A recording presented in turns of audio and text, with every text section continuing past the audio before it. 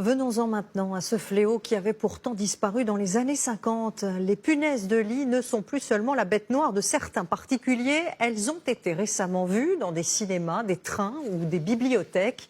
On estime qu'un foyer français sur 10 a été infesté ces 5 dernières années.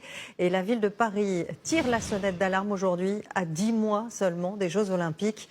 Quentin Fichet, Nathalie Pellerin et Jean-Marie Bagayoko. Des punaises de lit ont été repérées dans cet appartement nantais. Ce professionnel pulvérise donc un insecticide sur le sommier, les plinthes, les prises électriques. Cela n'est pas qu'une impression, les punaises sont plus nombreuses qu'avant. En cause, notre changement de mode de vie. La mondialisation, on voyage plus, il y a plus de gens qui viennent en France ou en Europe, nous on va plus dans les pays étrangers. Le développement du Airbnb a aussi accentué ce phénomène-là. Autrement dit, cela n'a rien à voir avec l'hygiène.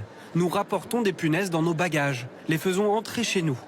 En 5 ans, un foyer français sur 10 a été infesté.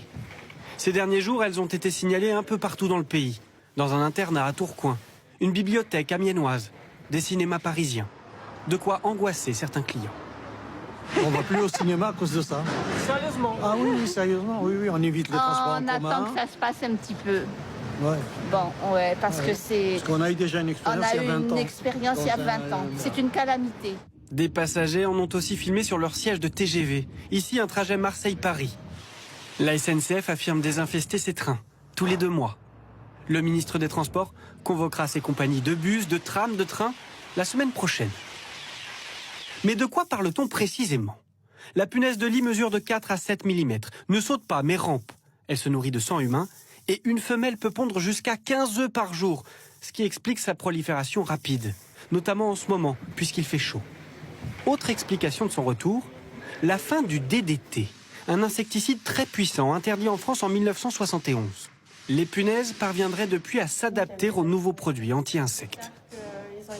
Les punaises vont développer des mécanismes de résistance, ce sont des mécanismes génétiques.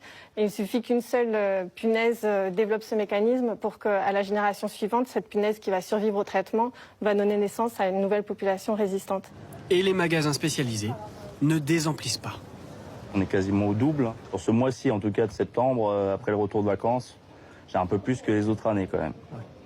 Donc bon, peut-être lié aussi avec la compétition de rugby qui est arrivée. Parce que ces compétitions sportives attirent des millions de visiteurs. La grande réapparition de la punaise de lit en France daterait d'ailleurs de la Coupe du Monde de football en 1998.